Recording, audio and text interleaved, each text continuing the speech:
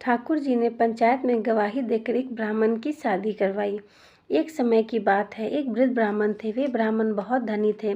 उनके 4 पुत्र और 1 पुत्री थी। चारों पुत्रों का विवाह हो गया था, पुत्री का विवाह होना बाकी था। ब्राह्मण वृद्ध थे और तीर्थ यात्रा करना चाहते थे, परंतु वृद्धावस्था के कारण वे स्वयं अकेले तीर्थ यात्रा पर नहीं जा सकते थे। उनके चारों पुत्र अपने पिता का कहना नहीं मानते थे और वे अपनी अपनी गृहस्थी में इतने व्यस्त थे कि उनके पास अपने पिता को तीर्थ यात्रा पर ले जाने का समय ही नहीं था। एक दिन वृद्ध ब्राह्मण ने अपने गांव के रहने वाले एक गरीब ब्राह्मण पुत्र महेश से कहा, अरे भैया, तुम काम के लिए इधर उधर भटकते फिरते हो। यदि तुम मुझे तीर्थ यात्रा करा लाओ तो मैं तुम्हारे खाने पीने की व्यवस्था कर दूंगा और तुम्हें कुछ धनराशि भी दूंगा। महेश भगवान श्री कृष्ण का भक्त था। वह बोला, यह तो बहुत ही अच्छी बात है। मैं आपके साथ चलने के लिए तैयार हूँ। मुझे भी तीर्थ के दर्शन हो जाएंगे। महेश तीर्थ यात्रा पर जाने के लिए सहर्ष ही राजी हो गया। दोनों तीर्थ यात्रा पर निकल पड़े। वृद्ध ब्राह्मण जहाँ जहाँ जाना चाहते थे, महेश उसे उन सभी तीर्थों में ले गया। पूरे मार्ग में महेश ने उन वृद्ध ब्राह्मण की बहुत सेवा की और हर तरह से उनका ख्याल रखा और उन्हें किसी प्रकार का कोई कष्ट नहीं होने दिया। यात्रा करते करते वे दोनों वृंदावन पहुँचे। वृंदावन में वृद्ध ब्राह्मण बीमार हो गए। महेश ने उनकी खूब सेवा की और उन्हें कुछ ही दिनों में स्वस्थ कर दिया।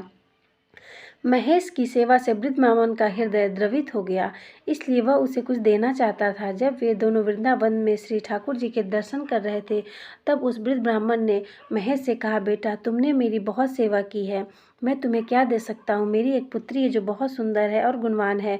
मैं चाहता हूँ तुम उससे विवाह करो और तुम्हें बहुत सा धन भी दूंगा। महेश बोला, बाबा, तुम यहाँ तो बोल रहे हो कि तुम अपनी पुत्री का विवाह मुझसे करोगे, लेकिन क्या तुम्हारे चारों पुत्र इस बात को मानेंगे?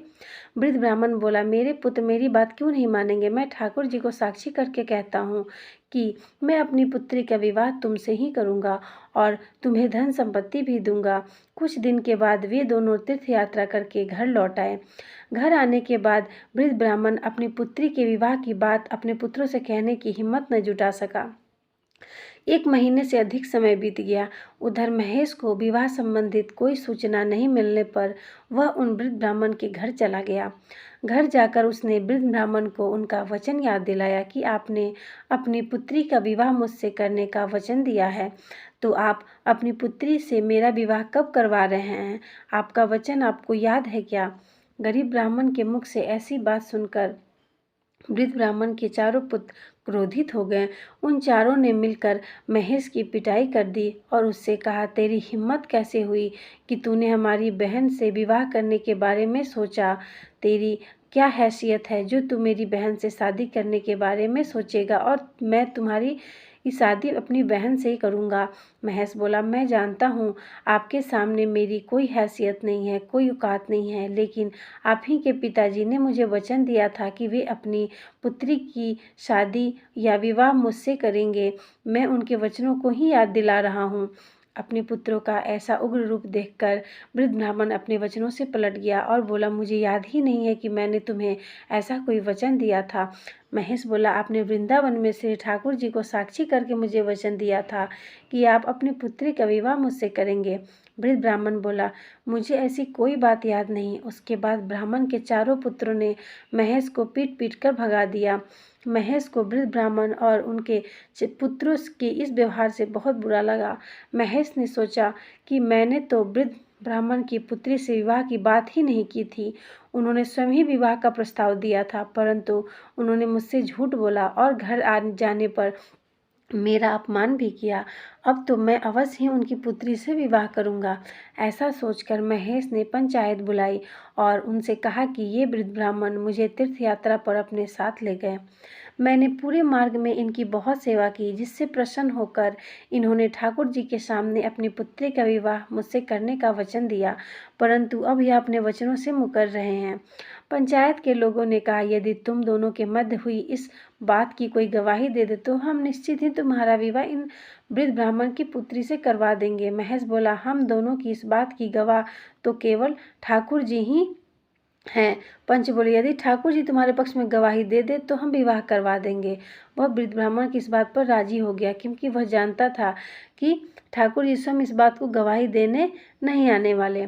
महेश एक सच्चे हृदय वाला भोला भाला व्यक्ति था। वह ठाकुर जी को मूर्ति नहीं मानता था, वह उन्हें साक्षात ठाकुर जी ही मानता था। पंचों की बात मानकर वह वृंदावन पहुंचा। जब वह वृंदावन पहुंचा तब तक ठाकुर जी की शयन आरती हो चुकी थी और मंदिर बंद हो चुका था। महेश ने मंदिर के बाहर से ही पूछा, सुनो ठाकुर जी, उस वृद्ध ब्राह्मण ने आपके सामने मेरे विवाह की बात की थी या नहीं की थी? महेश ने 2-4 बार आवाज़ लगाई, परंतु उसे कोई उत्तर नहीं मिला। अब उसने जोर से दरवाज़ा पीट कर आवाज़ लगाई, सुनो ठाकुर जी, मैं आपको चैन से सोने नहीं दूंगा। जब तक आप जवाब नहीं देंगे तब तक मैं आपसे पूछता ही रहूँगा। मैं इतनी दूर से भूखा प्यासा पैदल चलकर आपसे जवाब लेने आया हूँ। मेरे ब्याह की बात है, आपको मेरे साथ गवाही देने चलना ही पड़ेगा।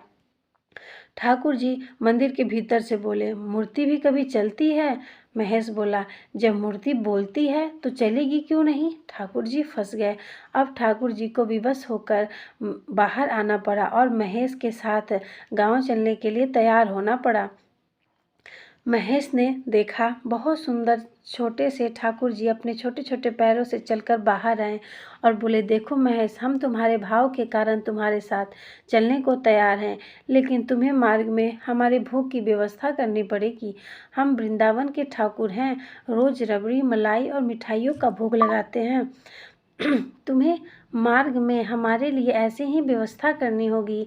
महेश बोला, देखो हमारे ब्याह की बात है, इसलिए हम कुछ रुपया तो साथ लेकर आए हैं, इसलिए मार्ग में आपके भोग की सारी व्यवस्था कर देंगे, आपको कोई कष्ट नहीं होगा। लेकिन आप बताओ, आप मेरे साथ कैसे चलेंगे? ठाकुर जी बोले, हम तुम्हारे साथ पैदल चलेंगे, आगे आगे तुम चलना, पीछे पीछे हम चलेंगे, और मार्ग में थोड़ी थोड़ी देर में हमें भोग लगा देना। महेश बोला, ठाकुर जी वो सब तो ठीक है, लेकिन मैं आगे आगे चलूँगा तो मुझे कैसे मालूम होगा कि आप पीछे पीछे आ रहे हैं या नहीं? ठाकुर जी बोले, तुम्हें मेरे नुपुरों की ध्वनि पूरे मार्ग में सुनाई देगी, लेकिन एक बात याद रखना, यदि तुमने मुझे पीछे मुड़कर देखा तो मैं वहीं ठहर जाऊंगा और आगे नहीं जाऊंगा। बात तय हो गई और दोनों चल दिए। महेश मार्ग में समय समय पर ठाकुर जी को भोग लगाता हुआ आगे बढ़ रहा था और उसने अपने पीछे ठाकुर जी के नुपुरों की ध्वनि भी सुनाई दे रही थी। जब महेश अपने गांव के नज़दीक पहुंचा तो उसने सोचा कि क्या ठाकुर जी मेरे पीछे आ भी रहे हैं या नहीं, केवल नुपुर ही बज रहे हैं। यह सोचकर उसने पीछे मुड़कर देखा। उसने देखा ठाकुर जी उसके पीछे ही खड़े थे। महेश बोला, चलिए ठाकुर जी, अब गांव कुछ ही दूर रह गया है। ठाकुर जी बोले, अब मैं कहीं नहीं जाऊंगा, हमारी तुम्हारी बात तय हुई थी, अगर तुम पीछे मुड़ के देखोगे तो मैं वहीं स्थिर हो जाऊंगा। अब तुम्हें जिसको भी बुलाना हो यहीं हमारे पास लेकर आओ, मैं यहीं गवाही दूंगा। महेश गांव में दौड़ता हुआ गया और सबको चिल्लाकर बताया, वृंदावन के ठाकुर पधारे हैं गवाही देने के लिए। यह सुनकर सारे गांव के लोग जमा हो गए और पंचायत बैठ गई। सबने ठाकुर जी के दर्शन किए। ठाकुर जी ने सबके सामने भक्त महेश की वचन रक्षा के लिए गवाही दी कि हाँ, इस वृद्ध ब्राह्मण ने मेरे सामने अपनी पुत्री का विवाह इस गरीब ब्राह्मण महेश से करने का वचन दिया था और इसे धन देने का भी वादा किया था। ठाकुर जी को साक्षात गवाही देते सुनकर उस वृद्ध ब्राह्मण का झूठ भी सभी के सामने पकड़ा गया और वह पूरे गांव के सामने लज्जित हो गया। वह सोच में पड़ गया कि अब मैं क्या करूं, मेरे बेटे मुझ पर बहुत ही गुस्सा होंगे। अब उसने अपनी गलती भी मान ली। ठाकुर जी की गवाही पर पंचों ने महेश का विवाह उस वृद्ध ब्राह्मण की पुत्री से करवा दिया और इसके अलावा वृद्ध ब्राह्मण की संपत्ति का एक हिस्सा भी महेश को दे दिया गया। दोस्तों, ठाकुर जी की गवाही से महेश का विवाह हो गया और उसे संपत्ति का भी हिस्सा मिला। दोस्तों, आपको ये कहानी कैसी लगी? अच्छी लगी हो तो मेरे चैनल को एक लाइक और सब्सक्राइब कर दें और कमेंट में लिख दें, जय श्री राधे।